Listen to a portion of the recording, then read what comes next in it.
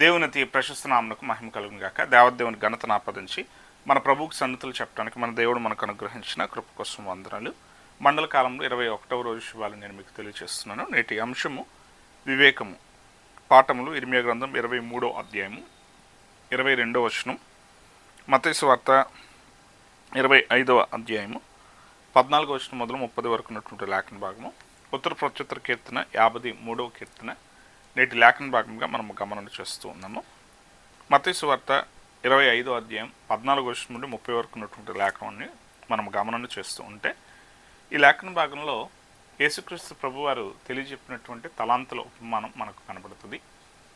ఇక్కడ 5 తలాంతులు, 2 తలాంతులు, 1 తలాంతు.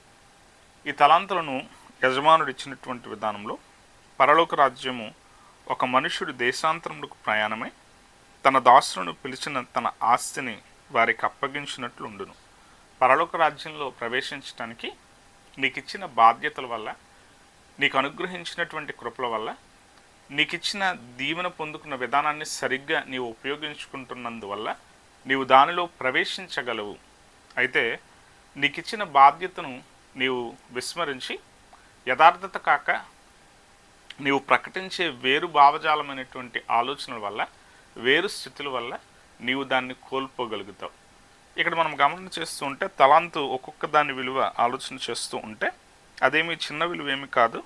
ఆనాటి రోజుల్లోనే 1 తలాంతు 3600 రూపాయలు. అంటే మనం గమనం చేయాలి, 10 తలాంతులు కలిగిన వారికి ఎంత సొమ్మో, 5 తలాంతులు కలిగిన వారికి ఎంత సొమ్మో, 1 తలాంతు కలిగిన వారికి ఎంత సొమ్మో, లేని వారి వద్ద నుండి కూడా తీసివేసి కలిగిన వారికి ఇవ్వబడుతుంది అనే మాట ఈ ఉపమానంలో చివరి వచనాల్లో మనం చూస్తున్నటువంటి తీరులో మనకు కనబడుతుంది. అంటే మనము జరిగించే పనులను వివేకంతో, వివేచనతో, జ్ఞానంతో ఉపయోగించుకుంటే మనము ఆ ఆశీర్వాదాల వల్ల మరిన్ని దీవెనలు పొందుకుంటూ మనం యథార్థతలో నిలబడి బల మంచి దాసుడా అని ఒక చక్కని గౌరవాన్ని పొందుకునే తీరులో ఆ పరలోక రాజ్యంలో ప్రవేశించే వీలు మనకు కలుగుతుంది. ఇక్కడ ఆ తలాంతులను మరలా లెక్క చూడటానికి వచ్చినటువంటి యజమానునికి అప్పగించే సందర్భంలో ఈ మాటలు అక్కడ మాట్లాడబడ్డాయి. 21వ వచనం, అతని యజమానుడు, బలా నమ్మకమైన మంచి దాసుడా, నీవు కొంచెంలో నమ్మకంగా ఉంటివి, నిన్ను అనేకమైన వాటి మీద నియమించేదను. నీ యజమానుని సంతోషంలో పాలు పొందుమని అతనితో చెప్పెను. పాలు పొందుము అని ఉన్న ఫుట్ నోట్ దగ్గర నీవు ప్రవేశించగలవు అనేటువంటి మాట అక్కడ మనం చూస్తూ ఉన్నాం. ప్రవేశించుమని చెప్పటం, పరలోక రాజ్యంలో ప్రవేశించటానికి నీవు చేసిన ఈ తలాంతులను ఉపయోగించుకున్నందువల్ల నీవు దీవెన పొందుతావు అనేటువంటి విధానంలో అక్కడ ఆ మాటలు చెప్పబడ్డాయి. ఈరోజు మన జీవన స్థితిలో 5 తలాంతులు 10 తలాంతులు చేశాడు, అలాగే 2 తలాంతులు 4 తలాంతులు చేశాడు. మరి ఈ 1 తలాంతు కలిగిన వ్యక్తి ఏం చేయాలంటే దాన్ని 2 చేయాలి కనీసం. అయినా కూడా దానిని చేయక తాను చెప్తున్న సాకులు ఎలా ఉన్నాయి అని ఆలోచన చేస్తూ ఉంటే తాను చాలా విరుద్ధమైనటువంటి తీరుతో మాట్లాడుతున్న తీరు ఉంది. అంతేకాకుండా యజమానితో తాను మాట్లాడే సందర్భాన్ని ఆలోచన చేస్తూ ఉంటే తాను ఎలాంటి మాటలు మాట్లాడుతున్నాడు చూడండి. 24వ వచనం, తరువాత 1 తలాంతు తీసుకుని వాడును వచ్చి, అయ్యా నీవు విత్తని చోట కోయవాడవును, చల్లని పంట కూర్చుకుని వాడవనైనా కఠినుడు అని నేను ఎరుగుదాం. ఇదిగో నువ్వు ఎలాంటి వాడవంటే కఠినుడివి. ఎలా యజమానితో మాట్లాడే మాటలు ఉన్నాయి చూడండి. అక్కడ ఇచ్చిన సొమ్ము ఉపయోగించుకోలేదు, ఇచ్చిన సొమ్మును దానిని ఎలా తాను ఏం చేయాలంటే దాన్ని మరల రెట్టించేటువంటి విధానంతో దాన్ని ఉపయోగించి తాను కూడా ఆ పనిని చేయాల్సిన స్థితి నుండి తాను ఏం చేస్తున్నాడంటే పనిని చేయాల్సిన స్థితి నుండి తాను సోమరిగా ఉన్నాడు. ఈ రోజుల్లో లేనివారి సంగతులను చూస్తూ ఉంటే ఎందుకు ఈ తలాంతుల గురించిన మాటలో ఇంత ఖచ్చితమైనటువంటి వివరణతో యజమానుడు తాను మాట్లాడుతూ ఉన్నాడంటే, నువ్వు నన్ను ఎలా చూసావో అలాగే నీకు కనబడాలి, నేను నువ్వు ఎలా చూసావో అదే విధానంలో నీ పట్ల నేను వ్యవహరించాలి, కనుక కఠినంగానే నేను వ్యవహరించాలి. నువ్వేం చేయాలి, ఒకవేళ నువ్వు గనుక నా సొమ్ముని ఒకవేళ నేను ఖచ్చితంగా తీసుకుంటానని అనుకుంటే నువ్వు దాన్ని కనీసం షావుకారు దగ్గరైనా పెడితే దాన్ని వడ్డీతో సహా నేను తీసుకునేవాడిని. నువ్వు వివేకంగా, నువ్వు వివేచనతో, జ్ఞానంతో నువ్వు ఆచరించే పనులు చేయటం మానేసి లేనివాడివిగా ఉన్నటువంటి నువ్వేం చేస్తున్నావు అంటే ఇతరుల మీద పడి ఏడుస్తున్నావు తప్ప నువ్వు పని చేయటం లేదు. సోమరి అనే మాట అక్కడ ఉపయోగించిన తీరు ఉంది. సోమరివైన చెడ్డదాసుడా. ఈరోజు మనము గమనం చేస్తూ ఉంటే జ్ఞాని అయిన సొలొమోను మాట్లాడుతూ, సోమరి నువ్వు ఎక్కడికి వెళ్ళాలంటే చీమల దగ్గరికి వెళ్ళి పని నేర్చుకో, వాటిని చూసి బుద్ధి తెచ్చుకో. ఈ మాటలు వివరించినటువంటి విధానం ఉంది. మనం జ్ఞాపకం చేసుకోవాలి, మనల్లో ఉన్నటువంటి సోమరితనాన్ని ఎదుటివారి మీద మన యొక్క పని చేతకాక, పని చేయక, పని చేసే ఉద్దేశం లేక, కష్టపడే విధానం మనము నేర్చుకోక మనము ప్రవర్తిస్తూ దాన్ని ఎవరి మీద నడుతున్నామంటే యజమాని మీద నడుతున్నాం. ఈ తీరులు ఎలా అంటే, నీకున్న తలాంతులు ఉపయోగించుకోవడంలో కనుక నువ్వు సరిగా లేకపోతే నీవు వివేకిగా లేవు. వివేకి అనేటువంటి మాట చూస్తూ ఉంటే తగిన విధానంలో సమయానుకూలంగా ప్రవర్తించడం, జ్ఞానం కలిగి ఉండటం, వివేచన కలిగి ఉండటం, చూసే విషయాల్లో ఏది మేలు, ఏది మంచి, ఏది ఎలాగునా అని ఒక గ్రహింపు కలిగిన తీరులో వ్యవహరించే స్థితి ఉండటం వివేచనగా మనకు కనబడుతుంది. ఇర్మియా గ్రంథంలో మనం చూస్తూ ఉంటే, ఇర్మియా గ్రంథంలో మాట్లాడబడిన మాటలు 23వ అధ్యాయము 22వ వచనాన్ని మనం చూస్తూ ఉంటే అక్కడ ఈ మాటలు మాట్లాడబడ్డాయి.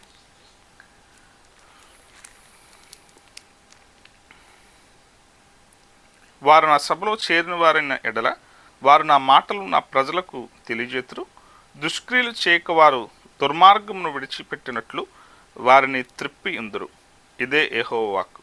ఇదిగో ఎలా ఉంటారు అంటే, నా ప్రవక్తలు, నా మాట వినేవారు, నన్ను అంగీకరించేటువంటి వ్యక్తులు, వారు ప్రవర్తించే ప్రవర్తనలు ఎలా ఉంటారంటే, వారు నా సభలో చేరిన వారుగా ఉంటారు.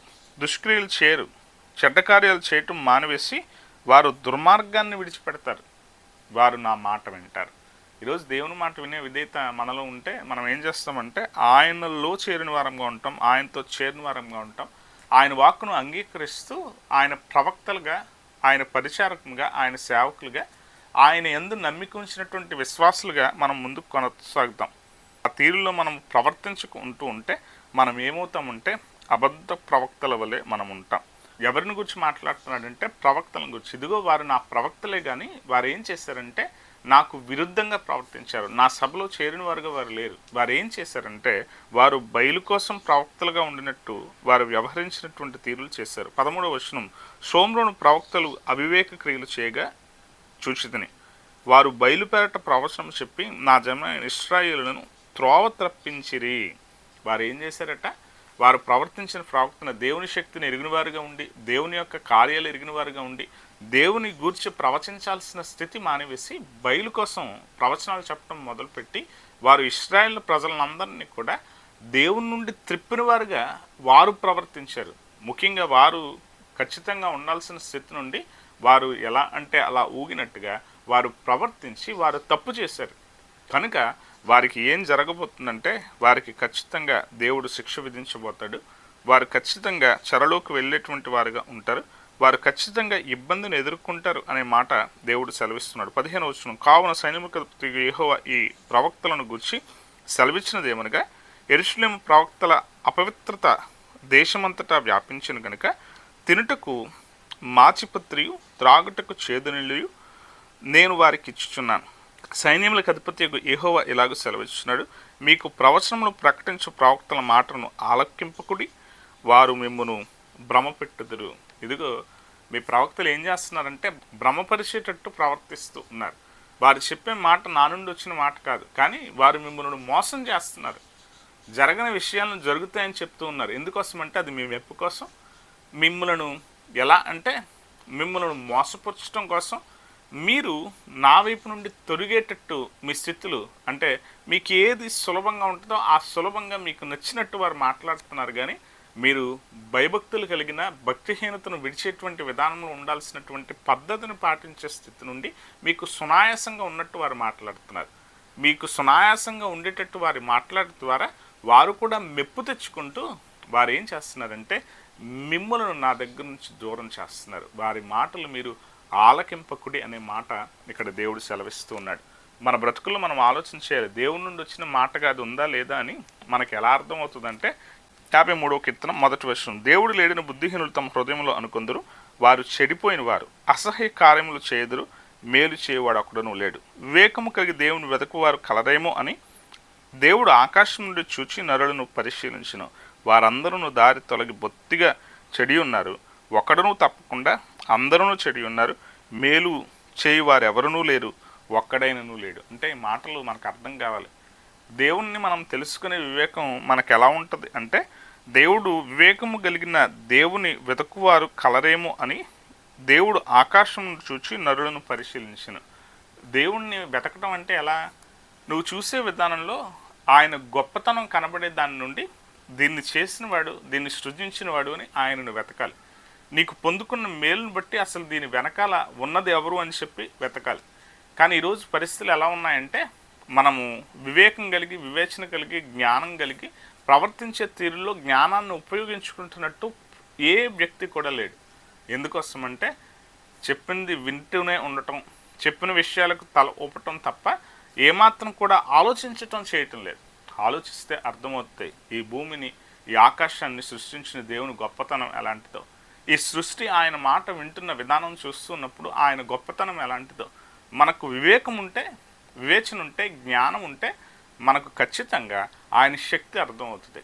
కానీ ఈ లోకంలో ఈ ప్రజల పరిస్థితిని చూస్తూ ఉన్నప్పుడు దేవుడు లేడని బుద్ధిహీనులు తమ హృదయంలో అనుకుందరు. వారు అనుకుంటారు ఏమనంటే, దేవుడు లేడు, దేవుడు రాడు, ఎప్పటి నుంచో చూస్తున్నాం, ఎంతగా ఎదురు చూస్తున్నాం, ఇలా జరుగుతుంది అలా జరుగుతుంది అనేటువంటి మాటలు చాలా విన్నాం. కానీ ఏమీ కాదు.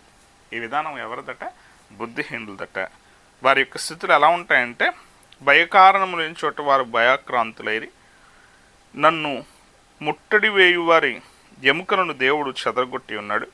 దేవుడు వారిని ఉపేక్షించిన కనుక నీవు వారిని సిగ్గుపరిచితివి. దావీదుకి ఈ సంగతులు తెలుసు. దేవుడు లేరని వారు అనుకున్నట్టుగానే నన్ను ఎదిరించిన తీరులో వారు నా చుట్టూ గట్టు వేసి ముట్టడి వేశారు.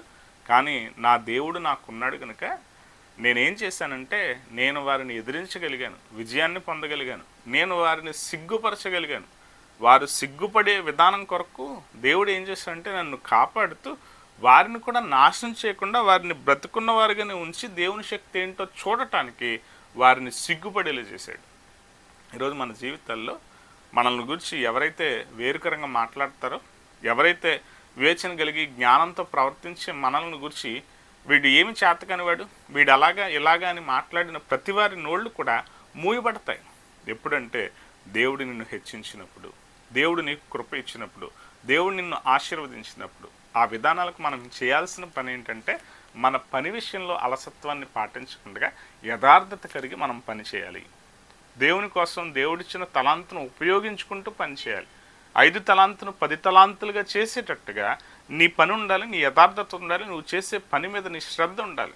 అది మానేసి మనం ఏం చేసే విధానాలంటే, సోమరులుగా పడుకుని తిని త్రాగి మనం ఉండే విధానాలు జరిగిస్తూ ఉండి, ఇదిగో దేవుడు కఠినుడు అని చెప్తే, నువ్వు పని చేయటం మానేసి దేవుడు నన్ను దీవించలేదంటే, నువ్వు కష్టపడటం మానేసి దేవుడు నాకు ఆశీర్వాదం ఇవ్వలేదంటే, నువ్వు ఇష్టం వచ్చినట్టు తాగి తిరిగి తందనాలాడి నీ ఇష్టం వచ్చినట్టు నువ్వు ప్రవర్తించి దేవుని కార్యాలు నేను పొందుకోవటం లేదు అంటే, ఇది ఎలా అంటే ఇది భక్తిహీనతకు నిదర్శనం. ఆ భక్తిహీనులు ఏమవుతారంటే, ఇదిగో అతని నుండి ఆ కలిగినది కూడా తీసివేయబడి కలిగిన వానికి అది ఇవ్వబడుతుంది. ఈరోజు మన జీవితాల్లో పరిస్థితులు అంతే. మన సోమర్తనం, మనము చేతకానితనం, మనము ప్రయత్నం చేసే విధానంలో లోపం, మనముండే విధానంలో ఉన్నటువంటి భక్తిహీనత మనం చేయటం మానేసి అవివేకులుగా మనం ప్రవర్తించి మనము వివేకులుగా ఉన్నామని చూపించుకోవటానికి మనం చేసే ప్రయత్నాలు, అది దేవుడు లెక్క అప్పగించే విధానంలో ఉన్న స్థితిలో మనల్ని ఖచ్చితంగా మనం ఏంటో చూపిస్తాడు. కనుక ఖచ్చితంగా దేవుణ్ణి ఎరిగిన విధానంలో జ్ఞానం కలిగి పరిస్థితులను అవగాహన చేసుకుంటూ దేవుని కోసం నిలబడుతూ దేవుని గణపరచడానికి దేవుని కృప సదా మనకు తోడే సంరక్షించి కాపాడును గాక. ఆమేన్.